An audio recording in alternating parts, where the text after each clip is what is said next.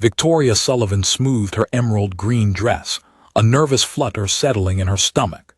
At 34, she had convinced herself she was beyond the anxiety of first dates. Yet here she sat alone in the elegant restaurant, Christmas lights twinkling around her, feeling every bit as uncertain as she had at 20. The reservation was under James Hendricks. Her friend Rachel had orchestrated this meeting, insisting James was perfect, kind, successful, ready to settle down. Victoria had hesitated. 3 years after her divorce, she'd thrown herself into her work as a pediatric nurse, convincing herself that caring for other people's children was fulfilling enough. Lately, the silence of her apartment had grown louder, the holidays harder to face alone. She checked her phone, 7:15. He was 15 minutes late. The waiter had already refilled her water twice, each time with a sympathetic smile that made Victoria's cheeks burn. At 7:30, her phone buzzed. "I'm sorry, but I don't think this is going to work out. Rachel mentioned you were divorced. I'm really looking for someone without that kind of baggage. I hope you understand. Best wishes." Victoria stared at the message, the words blurring slightly as tears pricked her eyes. She blinked them back quickly, forcing herself to breathe slowly. She shouldn't be surprised. This had happened before in different variations. Too old, too focused on work, too damaged from her failed marriage.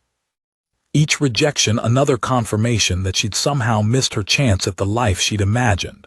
She was gathering her coat, trying to maintain her dignity as she prepared to leave, when a small voice interrupted her thoughts.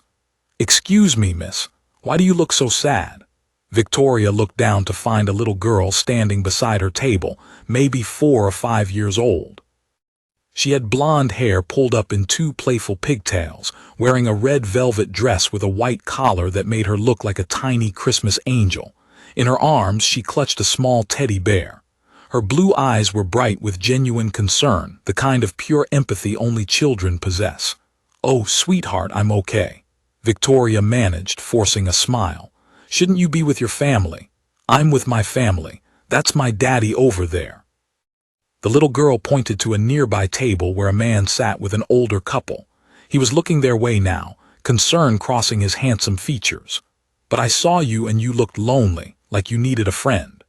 Before Victoria could respond, the man was approaching their table. He was probably in his late 30s with kind brown eyes and an apologetic expression. His dark suit was well-tailored but unpretentious, and when he smiled, it reached his eyes in a way that suggested genuine warmth. "I'm so sorry," he said, gently taking the little girl's hand. "Chloe, you can't just approach strangers like that." "But Daddy," she said, "I can help. I'm good at making people feel better. You always say so." Victoria felt something crack inside her chest at the earnestness in the child's voice. "It's all right, really. She's very sweet." The man studied Victoria's face, and she saw the moment he registered the dampness in her eyes. The coat half on, the empty chair across from her. Understanding softened his expression. "Bad date?" he asked quietly. The kindness in his voice, combined with everything else, made Victoria's careful composure crumble. "He didn't even show up. Sent a text saying I had too much baggage." She laughed, but it came out shaky. "Sorry, I don't know why I'm telling you this." "Because sometimes strangers are easier to tell," he said gently. He glanced back at his table where the older couple was watching with interest. "Listen, I know this might sound strange, but would you like to join us? My parents and I were celebrating my dad's birthday. My mother always orders enough food for an army, and Chloe seems quite convinced you need company. Please." Chloe tugged on Victoria's hand with both of hers. "We have chocolate cake coming. Grammy always gets chocolate cake because it's Grandpa's favorite, but she lets me have some too. You can have some of mine." Victoria knew she should decline politely. Go home to her empty apartment. Maybe call Rachel to vent about yet another failed attempt at dating. But something about this little girl's earnest face, about the genuine kindness in the father's eyes, made her pause. When was the last time someone had simply wanted her company? Not because she fit certain criteria, but just because she was human and hurting. "If you're sure I wouldn't be intruding," she said softly. "Not at all," the man assured her. "I'm Daniel Morrison, by the way. And this is Chloe, as you've probably gathered." As they walked to Daniel's table, Chloe kept hold of Victoria's hand, chattering about the Christmas decorations, her new teddy bear, and how Grandpa was turning 65, which was really, really old, but not as old as dinosaurs. Daniel's parents, Eleanor and Robert Morrison, welcomed Victoria with the kind of easy warmth that suggested they'd raised their son well. Eleanor, a silver-haired woman with laugh lines and a gentle smile, simply made space without asking questions. Robert, wearing a birthday button Chloe had obviously made for him, offered a handshake and said, "Any friend of Chloe's is a friend of ours." Over dinner, Victoria found herself relaxing in a way she hadn't in months. Daniel explained, in response to his mother's gentle prompting, that his wife had passed away 2 years earlier. An aneurysm, sudden and devastating. He'd been raising Chloe on his own ever since, balancing his work as an architect with single parenthood. Some days were harder than others, he admitted, his voice low so Chloe, who was showing Eleanor her teddy bear, wouldn't hear. She asked about her mother constantly. "I try to keep the memories alive, but there's only so much a father can do. She misses having a mom." Victoria's heart ached for this little family. She told them about her work at the children's hospital, about the joy of helping young patients heal, about how it filled some of the emptiness in her own life. Chloe's eyes grew wide with interest. "You help sick kids get better, like a superhero, sort of like that." Victoria smiled.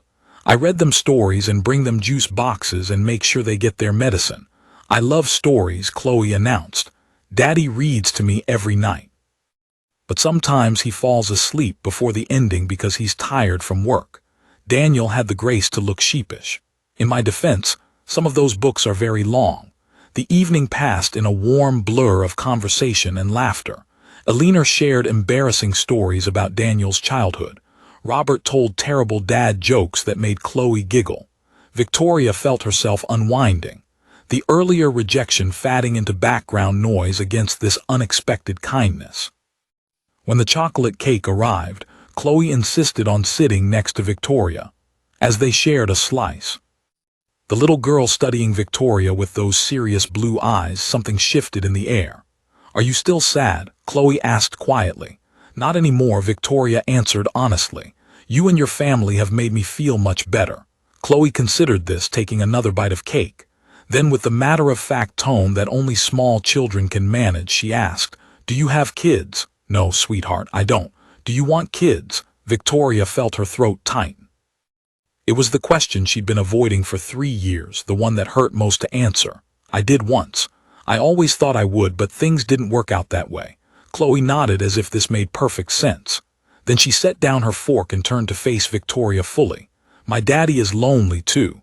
I can tell because sometimes he looks sad when he thinks I'm not looking. And I don't have a mommy anymore, which makes me sad sometimes, even though daddy tries really hard." "Chloe, honey." Daniel started, clearly mortified, but Chloe wasn't finished. With the blunt honesty of childhood, she asked, "Can you be my new mom?" The restaurant seemed to go silent. Eleanor's hand flew to her mouth. Robert looked like he was trying not to smile. Daniel's face had gone red, and Victoria felt tears streaming down her cheeks before she could stop them.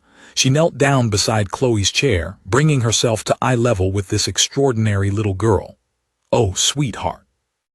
Being someone's mom is a very special thing. It's not something that happens quickly. But you're nice," Chloe said, as if this settled everything. "And you're sad like daddy, which means you could make each other happy. And you work with kids, so you already know how to be a mom. It makes sense." Victoria couldn't help but laugh through her tears. "You are absolutely right that it makes sense. But your daddy and I just met. We're strangers." "Then be not strangers first," Chloe said simply. "That's what daddy says about making friends. First you're strangers, then you talk, then you're friends." Daniel had finally recovered enough to speak. "I am so sorry. Chloe, you can't just ask people to be your mother. Why not? You're always saying I should ask for what I need. I need a mom. She needs a family. It's perfect." She stumbled slightly over the word but delivered it with complete conviction. Victoria looked up at Daniel and saw her own astonishment reflected back at her, mixed with something else, hope maybe, or possibility, the kind of tentative recognition that happens when two people realize they might have found something unexpected. "I should probably explain," Daniel said, running a hand through his hair. "Chloe, been very focused on the concept of family lately." Her preschool is doing a family tree project, and it's brought up a lot of questions about her mother, about our family structure. It's okay, Victoria assured him. Really, I work with children, I understand. But as the evening wound down and they prepared to leave, Chloe wasn't ready to let the idea go. Can Victoria come visit us? She asked her father. Please, I want to show her my room and my books and my family tree project. Daniel looked at Victoria, a question in his eyes. You don't have to. I know this has been incredibly awkward. Victoria thought about going home to her empty apartment, about the text message that had crushed her earlier, about all the ways she convinced herself that her chance at family had passed. Then she looked at Chloe's hopeful face, at Daniel's kind eyes, at Alina and Robert watching with gentle encouragement. I'd love to, she heard herself say. Maybe this weekend, if that works. Chloe threw her arms around Victoria's waist. Yes, Saturday. I'll clean my room and everything. As they said their goodbyes on the sidewalk outside the restaurant, Alina pulled Victoria aside. My granddaughter has excellent instincts about people, she said quietly. And I haven't seen my son smile like that in 2 years. Whatever happens, thank you for giving them both a little hope tonight. Over the following weeks, Victoria became a regular part of Chloe's life. She visited on Saturday mornings, helping with the family tree project, reading stories, teaching Chloe about the human body in simple terms that delighted the little girl. Daniel was always there, watching his daughter bloom under the attention, gradually opening up about his own life. He told Victoria about the impossible balancing act of single parenthood, about the guilt of working long hours but needing to provide, about the loneliness of lying awake at night with no one to share the worries with. Victoria shared her own story about a marriage that had ended when her ex-husband decided he didn't want children after all, about the years of fertility treatments and heartbreak, about finally accepting that motherhood might never happen for her. I think that's why I became a pediatric nurse, she admitted one afternoon while Chloe napped. They were sitting on Daniel's couch, coffee cups between them, speaking in the hushed tones people use around sleeping children. If I couldn't have my own children, at least I could care for others. It helped fill the empty space. Daniel reached over and took her hand. For what it's worth, you're incredible with Chloe. She adores you. I know she kind of put us both in an impossible situation with that first question, but I'm grateful she did. I wouldn't have had the courage to approach you otherwise. Why not? Because you were dealing with your own pain. Because I thought maybe I was too broken to try again. Because loving someone and losing them destroyed me, and I wasn't sure I could risk that again. He paused, his thumb tracing gentle circles on her hand. But Chloe reminded me that love is always worth the risk. On Christmas Eve, Daniel invited Victoria to spend the evening with them. Alina and Robert were there too, and the small house was warm with the scent of cookies and pine. Chloe had made ornaments for everyone, carefully painted with glitter and determination. The one she gave Victoria said, "My favorite nurse," in wobbly letters. After dinner, as they sat by the tree, Chloe crawled into Victoria's lap with a book. It was the most natural thing in the world, this small weight of trust and affection. As Victoria read, doing different voices for each character, she felt Daniel's arms settle around her shoulders. Later, after Chloe had finally been persuaded to go to bed, Victoria and Daniel stood on his front porch, watching snow begin to fall. "She's going to ask again, you know," Daniel said quietly, "about you being her mom. She asks me about it every night. Wants to know if you're going to stay." Victoria felt her heart racing. "What do you tell her?" "I tell her that love takes time, that families are built slowly with care and patience, that wanting something doesn't make it happen instantly." He turned to face her, his hands gentle on her shoulders. "But I also tell her that sometimes when you find the right people, it feels like they were always meant to be part of your story."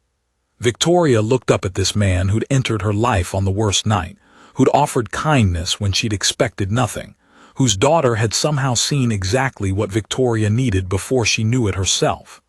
"I spent 3 years convinced I'd missed my chance," she said softly. "That family and love and belonging were things that happened to other people, not to divorced nurses pushing 35. That man who stood me up, he was just the latest reminder that I didn't fit anyone's idea of the right woman." "You fit mine," Daniel said simply. "You fit Chloe, You fit this life we're building if you want to be part of it." "I do," Victoria whispered. "I want that so much it scares me." "Me too," Daniel admitted. "But I think maybe that's how you know it's real. Because it matters enough to be scary." He kissed her then, soft and sweet under the falling snow, and Victoria felt something in her chest unfold like a flower finally finding light. 6 months later, on a sunny Saturday morning, Victoria moved her things into Daniel's house. Chloe helped, carefully carrying small items and announcing where everything should go. When they reached the bedroom that would now be Victoria's too, Chloe stopped. "So you're really staying, forever and ever?" Victoria knelt down, taking both of Chloe's small hands in hers. "I'm really staying if that's okay with you. Can I call you Mom?" The question, asked with such hope and seriousness, made Victoria's eyes fill with tears. "I would be honored if you called me Mom." Chloe threw her arms around Victoria's neck. "I knew it," she said triumphantly. "I knew that night at the restaurant. I told Daddy you were the one." Later, as they unpacked boxes and arranged furniture, Daniel pulled Victoria close. "Thank you," he whispered, "for staying that night, for giving us a chance, for loving us both." Victoria thought back to that Christmas evening, sitting alone at a restaurant table, convinced she'd been rejected yet again, that love and family weren't meant for her. She thought about a little girl brave enough to ask a difficult question, about kindness offered freely, about the way sometimes our greatest blessings arrive in the moments we feel most broken. "Thank you for seeing me," she said, "for letting Chloe approach a sad stranger, for inviting me into your family, for showing me that it's never too late, that the right love finds you when you least expect it." From the hallway, they heard Chloe singing to herself, a made-up song about having the best family in the whole world. Daniel and Victoria looked at each other and smiled. This couple brought together by a child's wisdom and a Christmas miracle, because sometimes the best things in life start with rejection and end with belonging. Sometimes it takes a 4-year-old to see what adults are too scared to hope for, and sometimes the family you're meant to have finds you in the most unexpected ways, asking the most impossible questions, offering love when you need it most. "Can you be my new mom?" Chloe had asked, and Victoria had learned to answer yes.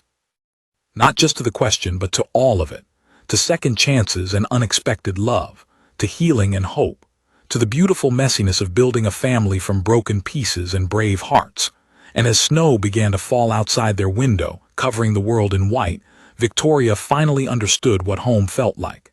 It felt like small hands trusting yours, like a man who sees your scars and loves you anyway, like being chosen not despite your past, but because of everything you've become. It felt like Christmas lights twinkling, like a little girl's laughter, like finally being exactly where you belong,